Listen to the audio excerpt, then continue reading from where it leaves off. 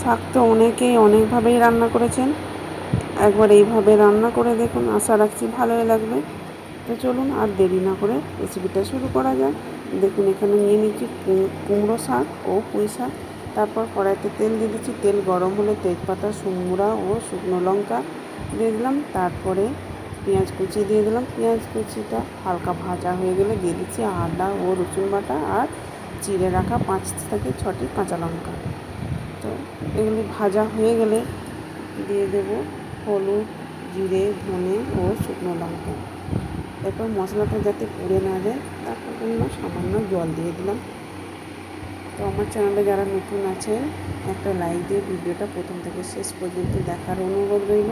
এরপর সব সবজিগুলো দিয়ে দিলাম, বেগুন, মূলো, ঝিঙে, কচু ও একটু কুমড়ো। এরপর ঢাকা দিয়ে দিলাম। সবজির সাথে মশলাটা ভালোভাবে কষানো হয়ে গেলে দিয়ে দেবো এরপর শাকগুলো, কুমড়ো শাক আর পুঁই শাক এর মধ্যে দিয়ে দিলাম। এরপর ঢাকা দিয়ে দেখুন, তাহলে শাকটা কমে যাবে। দেখুন শাকটা আগের থেকে অনেক কমে গেছে। তো যারা আমার ফেসবুক পেজ থেকে দেখছেন পেজটা অবশ্যই ফলো করে দেওয়ার অনুরোধ রইল। আর যারা ইউটিউব চ্যানেলের নতুন বন্ধু আছেন একটা সাবস্ক্রাইব করে পাশে থাকা বেল আইকনটি প্রেস করে অন করে রাখুন, তাহলে আমার নতুন নতুন রেসিপি ছাড়ার সাথে সাথে সবার আগে আপনার কাছে পৌঁছে যাবে। এরপর ঢাকা দিয়ে আঁচটা মিডিয়াম টু লোয়ে রেখে 5 থেকে 10 মিনিট রান্না করি।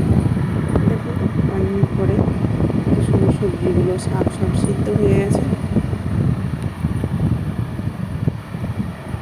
তো আপনারা বাড়িতে বানিয়ে দেখুন, কেমন হলো কমেন্ট করে জানাতে ভুলবেন না। ভিডিওটি শেষ পর্যন্ত দেখার জন্য অসংখ্য ধন্যবাদ।